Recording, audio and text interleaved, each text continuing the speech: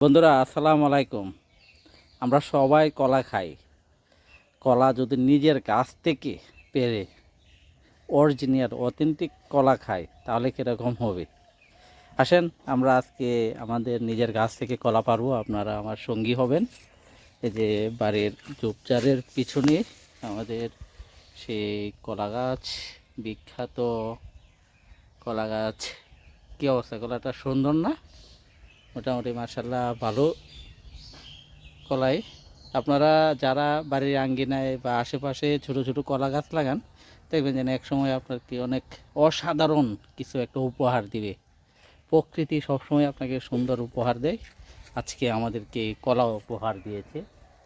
যাই হোক, কলা আমরা পারার আগে যে কলা গাছ, যে কলার বারে যে দড়ি দিয়ে বাঁশ দিয়ে বেঁধে রাখছিলাম, আজকে এটা প্রথম খুলবো, তারপর আমরা কলা পারবো। কলার বাড়িতে এমনি নুয়ে যাচ্ছে, একাতে কাজ করা কঠিন। এটা মনে হয় পরে তাহলে নিচে পড়ে যাবে। আজকে প্রথমে আগে কলাটা পারি, কলাটা না পারলে নিচে নুয়ে যাবে, তাহলে অবস্থা খারাপ হবে। এই জন্য শুরুতে ছোটো ছোটো যে এভাবে কলাটা গাছটারে কেটে ফেললাম, কলা গাছ একবারে কেটে ফেললাম। আসলে এইভাবে না, প্রফেশনালি আরও সুন্দর করে কাটা যায়, তো কিছু করার নাই। এই সাথে একটা আম গাছ ছিল, আম গাছটা তো ভেঙে যাচ্ছে মনে হচ্ছে। যাই হোক,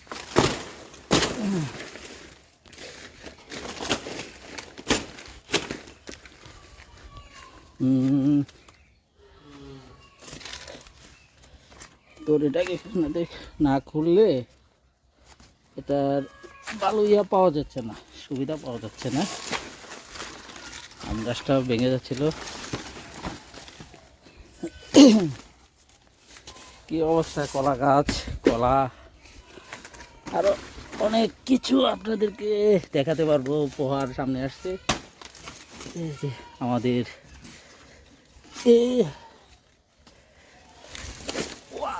এই এটা তো অনেক ভারী, বুঝছেন?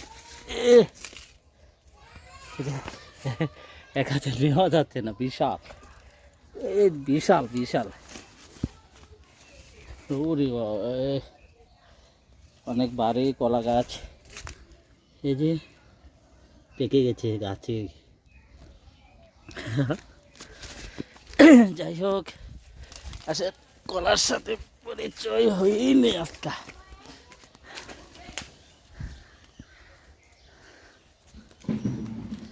ধন্যবাদ।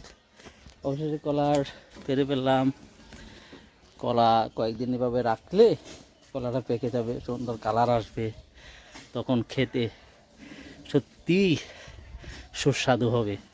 ভাই, সালাম আলাইকুম।